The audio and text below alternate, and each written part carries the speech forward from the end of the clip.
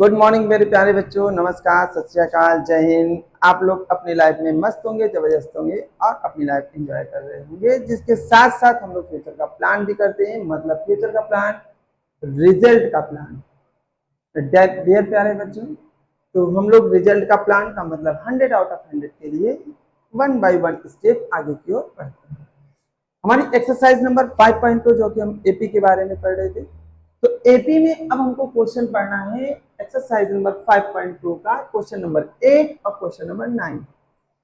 तो प्यारे बच्चों, क्वेश्चन नंबर 8 और 9 की अगर बात करें तो क्वेश्चन नंबर 8 देखेंगे सबसे पहले। आप कह रहा एन एपी कंसिस्ट 50 टर्म, मतलब एक एपी है जिसमें 50 टर्म है, विच थर्ड टर्म इज 12, जिसका तीसरा टर्म 12 है, and the last term, last कौन सा होगा? 50 टर्म तो होगा, समझेंगे आप लोग। लास्ट टर्म हमारा कौन सा होगा? 50th टर्म होगा, 50वां टर्म होगा 106। Find the 29th term, 29th term आपको फाइंड करना है। ओके, सॉल्व करते हैं, सभी लोग समझेंगे बहुत ध्यान से। हम लोग यहाँ पे लेट कर सकते हैं, लेट फर्स्ट टर्म क्या हो जाएगा बेटा? First term of AP equal to A, और कॉमन डिफरेंस, तो common difference of AP D. बात समझ में आ गई?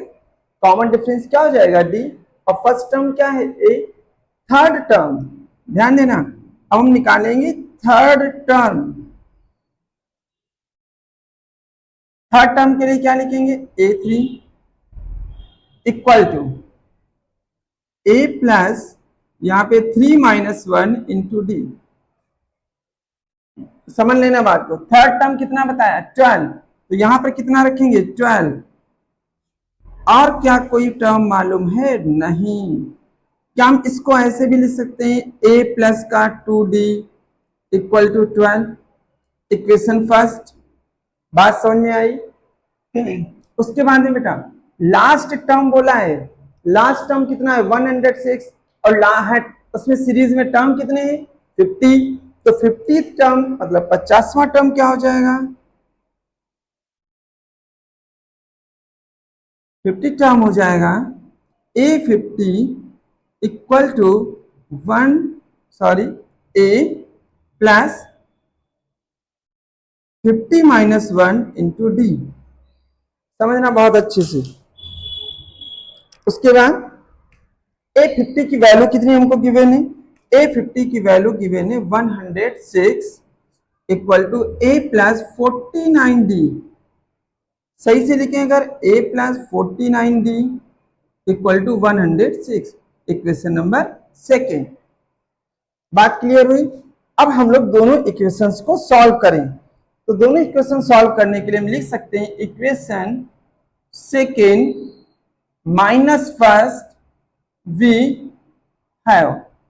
तो सेकेंड हमारे पास क्या है? A plus 49D equal to 106। First equation क्या हमारे पास? A plus 2D equal to 12।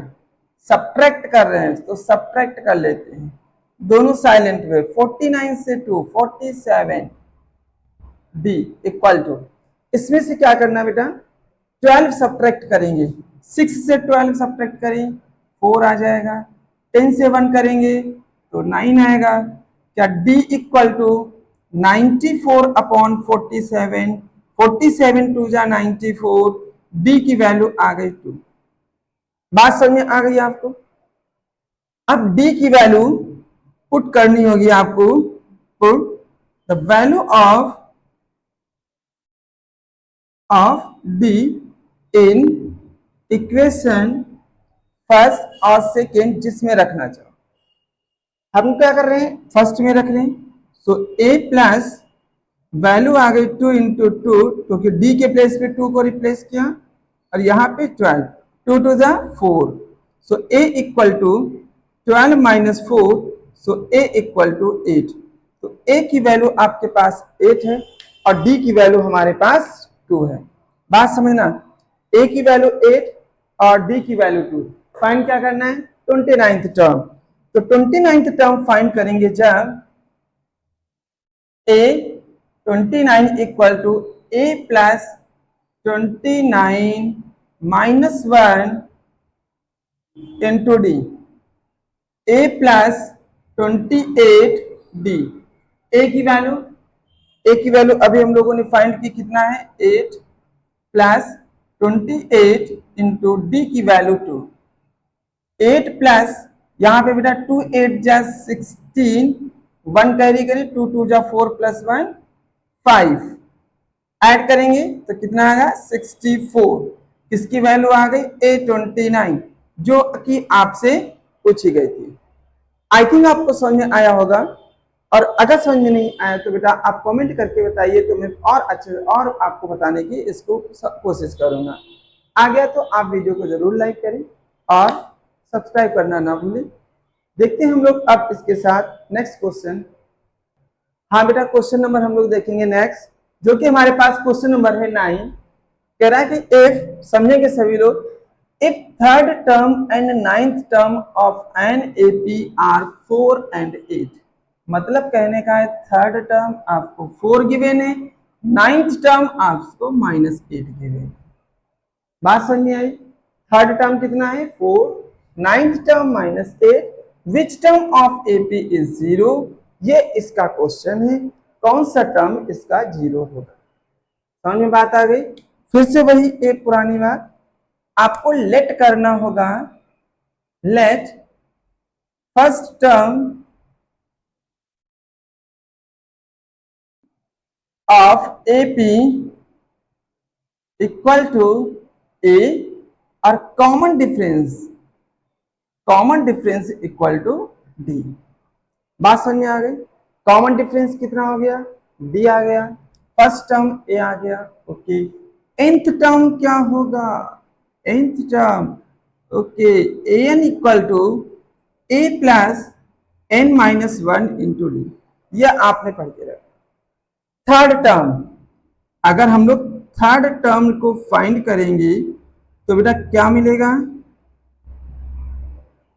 a n के प्लेस पे 3 equal to a plus 3 minus 1 into T.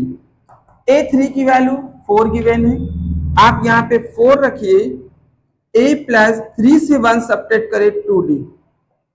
बात समझ में आई? थोड़ा सा इक्वेशन मैनेज करी तो ये टर्म पहले अगर रख ली, दिक्कत कोई नहीं है, लेकिन थोड़ा सा अच्छा लगता है।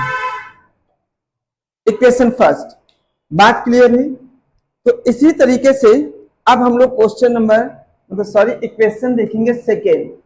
क्या बोला है? 9 एंड नाइन्थ टर्म कौन सा हमारा? 8। तो यहां पर हम लिख सकते हैं नाइन्थ टर्म। तो नाइन्थ टर्म निकालेंगे, वैल्यू इसी में पुट करेंगे, A9, a plus 9 minus 1 into D. A9 की वैल्यू क्या है?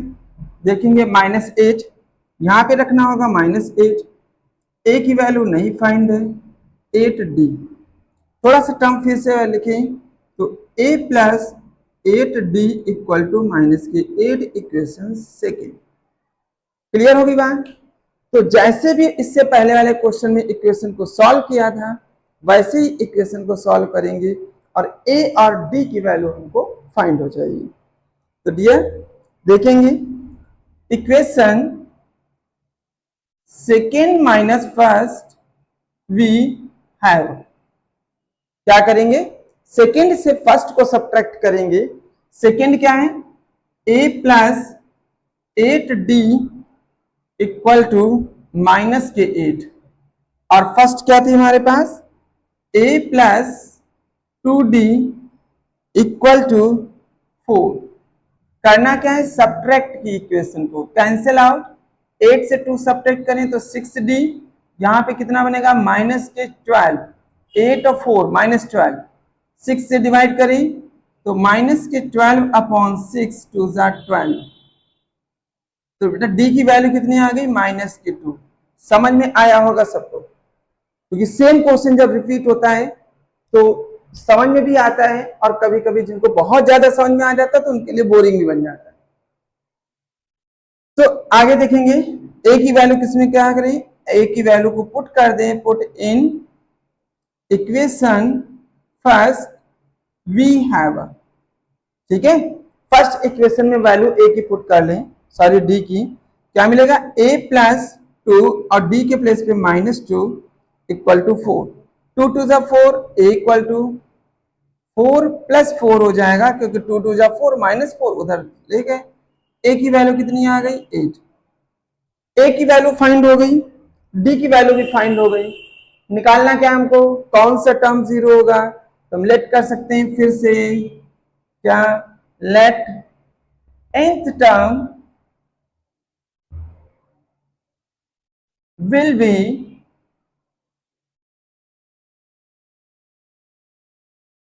जीरो, ठीक है। ऐसा मान लिया कि हमने कि nth टर्म इसका जीरो होगा, ठीक है। अभी हमने an का फॉर्मूला लिखा था हम लोगों ने इक्वेशन क्वेश्चन के स्टार्टिंग में -1 इंटू डी, यही फॉर्मूला पढ़ा था, ठीक है।